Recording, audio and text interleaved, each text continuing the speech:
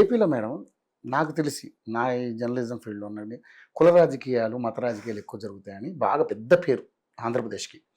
ఈరోజు చూస్తున్నాం ఒక జడ శ్రవణ్ అనే వ్యక్తి కానీ కృష్ణ రావణ్ అనే వ్యక్తి కానీ వీళ్ళందరూ కూడా కులాలలో అదేవిధంగా మతాల కుంపట్లలో రాజేసి ఒక విధ్వంసం సృష్టించాలనే ప్రయత్నం చేస్తున్నారు. కాబట్టి ఈరోజు రకరకాల కేసులు పెట్టి ఆయన జైల్లో పెడుతుంటే ఇట్లా బెయిల్ రాగానే మళ్ళీ ఇంకో కేసు పెడతారు, బెయిల్ రాగానే అలాగా ఆయన మీద దేశద్రోహం కేసు పెట్టారు. సో దేశద్రోహం కేసు పెట్టడం అంటే ఏంటి, అంత దేశద్రోహానికి పాల్పడ్డటువంటి అంశాలు ఏంటి? ఇది కేవలం కూటమి ప్రభుత్వం కుట్ర అని అంటున్నారు. ఏంటి దీనికి ఏం సమాధానం చెప్తారు? లేదు, ఫస్ట్ అతను జోసెఫ్ అని అతని వీడియోలు మీరు చూస్తే కనుక చూసాం, ఘోరంగా ఉన్నాయి. చాలా ఇప్పుడు వీళ్ళందరికీ ఫ్యాషన్ అయిపోయిందండి. ఇప్పుడు అదే సిజేపీ గురించి కూడా మాట్లాడుకున్నాం. సో ఇదేంటంటే భావ ప్రకటన స్వేచ్ఛ లేదంటే మానవ హక్కులు ఈ రెండు ఉపయోగిస్తుంటారు వాళ్ళు.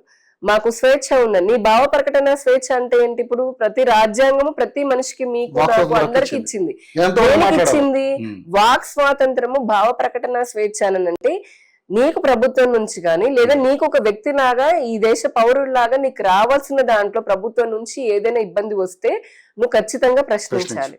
అంతేకాని భావ ప్రకటన వాక్ స్వాతంత్రం పేరుతో నేను మిగతా మతాల వాళ్ళని తిడతాను, కోట్లాది మంది మనోభావాలని నేను దెబ్బతీస్తాను, లేదా దేశ వ్యతిరేకంగా మాట్లాడతాను, రాష్ట్ర చట్టాలకి వ్యతిరేకంగా మాట్లాడతాను, ఇది నా హక్కు అంటే అది నీ హక్కు కాదు.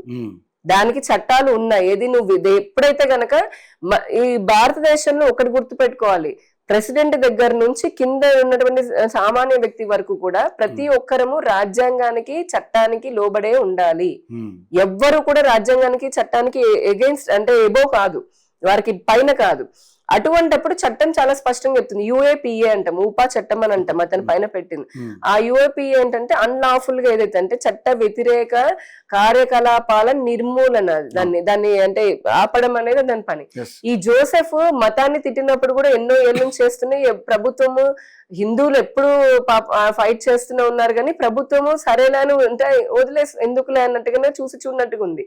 కానీ అతను ఎప్పుడైతే కొన్ని వీడియోల్లో మావోయిస్ట్ భావజాలము, నక్సలిజం భావజాలము, లేదంటే హిడ్మా లాంటి వాళ్ళందరూ తెలుసు ద మోస్ట్ వాంటెడ్ ఒక మావోయిస్టులు అంటే ఎన్నో వేల మంది ప్రాణాలు కోల్పోవడానికి అనుకున్నటువంటి వాళ్ళని, అటువంటి వాళ్ళని అలానే తీవ్రవాదుల మానవ హక్కుల గురించి ఈయన మాట్లాడుతూ వీడియోలు చేశాడు. ఆ తీసినప్పుడు మొత్తము తీవ్రవాదానికి మానవత్వం ఏంటంటే అసలు నాకు అర్థం కాదు. నిజంగా ఇటువంటి వాళ్ళందరూ కూడా ఈ సోకాల్డ్ స్యూడో సెక్యులరిస్ట్ అంటాం కదా, ఒక పక్క తీవ్రవాది ఇన్ని వేల మందిని చంపుతూ ఉంటే, లేదా నక్సలైట్లు ఇన్ని పోలీసులను ఇన్ని వందల మందిని చంపుతూ, అమాయకపు గిరిజన ఆదివాసులను చంపుతూ, ఇంజనీర్లను చంపుతూ వాళ్ళ ప్రాణాలు తీస్తే వీళ్ళకి మానవ హక్కులు ఉంటాయా? ఎలా ఉంటాయి? వాళ్ళ చట్టానికి లోబడే చర్యలకు మరి చట్టం శిక్షిస్తుంది కదా, లేకపోతే ప్రజలు ఎలా బతకగలుగుతారు? అటువంటి దేశ ద్రోహులని, సంఘ ద్రోహులని, సంఘ విద్రోహ శక్తులని ఇతని హీరోలాగా చేస్తూ ఆ ఇజాన్ని అంటే అటువంటి భావజాలాన్ని ఈయన పెంపొందించే విధంగా సపోర్ట్ చేసే విధంగా వీడియోలు చేశాడు. ఖచ్చితంగా అది దేశ వ్యతిరేక చట్టం కిందకే వస్తుంది. అందుకనే ఆయన వీడియోలు చూసిన తర్వాత అదే పెట్టారు. ఈ లోపు జడాశ్రవణ్ లాంటి వాళ్ళు రాజకీయంగా అవకాశంగా ఏదో ఆయన ఏదో ఆశించి ఇంకేదో చేసి ఒక పార్టీ గురించి అప్పుడు మాట్లాడి తర్వాత ఇంకోటిదనో ఇప్పుడు భుజాన్ని వేసుకోవడానికి ప్రయత్నం చేశారు. ఫస్ట్ కేసులు పెట్టగానే ముందు ఆయన మాట్లాడిన హిందూ, ఇప్పుడు దళిత క్రైస్తవ, నేను ఇందాకే చెప్పాను, సింపుల్ ఒక నిమిషం చెప్పేస్తా, దళిత క్రైస్తవ సభ అని పెట్టారు. అసలు ఆ పదం లేదు, బట్ వాళ్ళు పెట్టుకున్నారు జడాశ్రవను. దళిత క్రైస్తవ సభ పెట్టుకున్నావు, పెడితే దాంట్లో ఏం మాట్లాడాలి?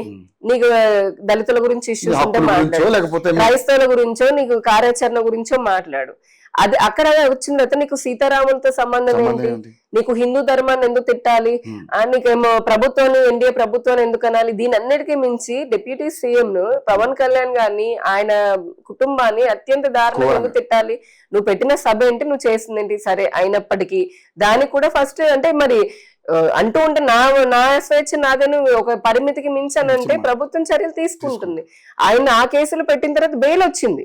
అలా బెయిల్ వస్తుంటే కాలర్ ఎగరేసుకుంటూ సూపర్ హీరో లాగా ఛాలెంజ్ అని చెప్పి ఇలా చేసుకున్నాడు. అసలు ఏంద్రా వీడి సంగతి ఏంటి అని అప్పుడు నిజంగా ఫోకస్ పెట్టి ఆ పాత వీడియోలన్నీ పోలీసులు అతని ఫోన్ లో ఉన్నవి, అతను యూట్యూబ్ లో, అతను ఇంకొక దారుణం ఏంటంటే అసభ్యకరంగా ఎంతో మంది ఆడవారి జీవితాన్ని అశ్లీలంగా అతను పాడు చేశాడు అనేది మన బాధితులని తెలుస్తుంది.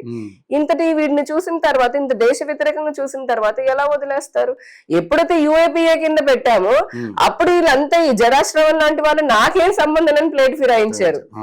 నేను ఓన్లీ ప్రోగ్రామ్ పెట్టాను, నాకేం సంబంధం లేదు, అసలు అతను రావాల్సిన అతను కాదు, మాట్లాడాల్సిన అతను కాదు అని ముందేమో నువ్వే మాట్లాడతారు. అలానే ఇక్కడ ఏమంటారు, అలా కొంతమంది ఉన్నారు మీ తెలంగాణ నుంచి కూడా సోకాళ్ళు కొంతమంది జర్నలిస్టులు రెడ్డి ఆయన పేరు ప్రసాద్, కేఎస్ ప్రసాద్ ఇలాంటి కొంతమంది వెళ్ళారు. సో తులసి చందు లాంటి వాళ్ళు, ఆ చందు తులసి లాంటి వాళ్ళు ఉన్నారు. వీళ్ళందరూ ఎజెండా. మీరు ఆవిడ కూడా అంతే. మీరు చూస్తే మీరు ఒక జర్నలిస్టే కదా, మీరు ఒక ఛానల్. ఎందుకు మీకు ప్రజల సమస్యలు ఉంటే స్పష్టంగా ప్రభుత్వాన్ని ప్రశ్నించండి, ఇది సమస్య ఉంది అనేది. మీడియా పని ఏంటి, జర్నలిజం పని ఏంటి? లేదు ప్రభుత్వం మంచి చేస్తుంటే ప్రజల్లోకి తీసుకొని వెళ్ళండి. అంతేకాని మీకున్నటువంటి ఒక దేశ వ్యతిరేకమైన భావజాలంతో, లేకపోతే మీరు ఎక్కడి నుంచో ఫండింగ్ తీసుకుంటూ ఈ దేశాన్ని అస్థిరపరచాలని చెప్పని అనుకునే శక్తులతోటి మీరు ఫండింగ్ తీసుకుంటూ, ఇలా చూడండి ఆ చందు తులసి ఎన్ని వీడియోలు చేసింది. పొద్దున లేస్తే హిందూయిజం మీద పడుతుంది, పొద్దున లేస్తే మోదీ అని అంటుంది, పొద్దున లేస్తే ఏ పని చేసినా దానిలో వ్యతిరేకంగా చూపించి మాట్లాడుతుంది. ఆఖరికి జోసెఫ్ లాంటి వాళ్ళు కూడా అతను అంటే తప్పేంటని చాలా సపోర్ట్ చేస్తూ మాట్లాడింది. యూఏపీఏ పెట్టంగానే ఆమె కూడా అప్సుకోండి దెబ్బకి మళ్ళీ చాలా వీడియోలు డిలీట్ చేసుకుని అంత భయంగా అసలు. ఆ ప్రకాష్ రాజు కూడా వీళ్ళందరూ మన భారతదేశానికి పట్టినటువంటి అతిపెద్ద దౌర్భాగ్యం ఏముందంటే, సెలబ్రిటీలు కొంతమంది పేరుతోటి హీరోలు అనుకుంటారు, కానీ దానిలో వాళ్ళకి ఉన్న వెనకాల ఎజెండా తెలుసా అండి. మీరు ప్రకాష్ రాజుని చూడండి, ఇదే కర్ణాటకలో ధర్మస్థల చాలా పాపులర్ ప్లేస్ అది. ధర్మస్థల ఎంతో ప్రాముఖ్యత కలిగినటువంటిది విదేశాల్లో కూడా. అటువంటి దాన్ని బయట విదేశీ ఫండింగ్ తీసుకొని అక్కడ ఏదో మరణాలు, సామూహిక మరణాలు జరిగాయి అని చెప్పని అన్నాడు. ఎప్పుడైతే మీడియా అంటే మొత్తం అక్కడ తీసుకొని ఆధారాలతో సహా ఈయన ప్రమేయం ఉంది అని చెప్పని బయటకు వచ్చి మీడియా అడగగానే పారిపోయాడు సమాధానం చెప్పకుండా. వీళ్ళకంతా ఏంటంటే క్రిస్టియానిటీ ఎజెండా. ఈ దేశంలో ఇప్పుడు మనం చూస్తున్నాము డెవలప్మెంట్, వీళ్ళందరికీ ఇలాంటి అంటగడతారా అని కూడా వాళ్ళు ప్రశ్నిస్తున్నారు. ఇదే తులసి చంద్ కావచ్చు, తర్వాత ప్రకాష్ రాజు. నేను అదే అంటున్నాను, మీరు ప్రశ్నించడం అనేది తప్పు కాదు. ఈ భారతదేశంలో ప్రతి ఒక్క పౌరుడికి ప్రశ్నించే అధికారం ఉంది.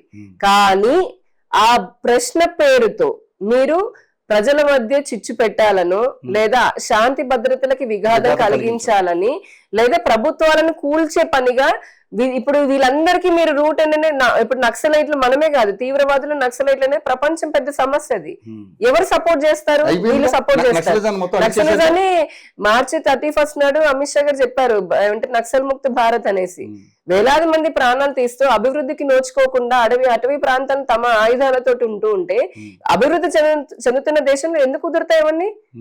మనకు కావాల్సిన విధ్వంసం కాదు నేను చెప్తున్నాను. ఈ దేశంలో, ఈ రాష్ట్రంలో కావాల్సిన విధ్వంసం కాదు, అరాచకత్వం కాదు, అవినీతి కాదు, అభివృద్ధి కావాలి. మేము పెట్టుకున్న సంకల్పం దానికోసమే వికసిత్ భారత్ 2047 కోసం నరేంద్ర మోదీ గారు 24/7 పనిచేస్తున్నారు. వీళ్ళందరూ కూడా ఈ భావజాలను వేసుకొని బయట నుంచి ఫండింగ్ తెచ్చుకుంటూ ప్రతిదానికి దేశ వ్యతిరేకంగా మాట్లాడుతూ ఉంటే మరి అంటే ప్రజలు చూసే వాళ్ళంత పిచ్చోళ్ళం కాదు కదా, వాళ్ళకి తెలుసు కదా, కళ్ళర్ అభివృద్ధిని చూస్తున్నారు కదా. నీకు నచ్చలేదు, నువ్వు ప్రతిదానికి రాముడిని తీసుకొస్తావు. నువ్వు ఇదే మాట మరి మిగతా ఇస్లాంను లేదంటే క్రిస్టియానిటీను ఎందుకు అనవసరం? ముందు హిందూ దేవులు వీళ్ళందరికీ ప్రకాష్ రాజ్ ఎజెండా చూడండి, హిందూ పండుగలనే టార్గెట్ చేస్తాడు. వారికి హోలీ బాధనే, దీపావళి బాధనే, దసరా బాధనే, వినాయక చవితి బాధనే, హిందువులు కూర్చుంటే బాధనే, బొట్టు పెట్టుకుంటే బాధనే, నవ్వితే బాధనే, మిగతా అంతా అతని మటుకు నేను సెక్యులర్ అని అంటాడు, పోయి పాస్టల్ లాగా నిజంగా అన్ని చర్చిలు తిరుగుతుంటాడు. ఈ జోసెఫ్ అంతే. ఈ తులసి చంద్ కూడా ఆవిడ క్రిస్టియన్ అట, ఆవిడ పేరే క్యాథరిన్ ఏదో ఉందని చెప్పారని.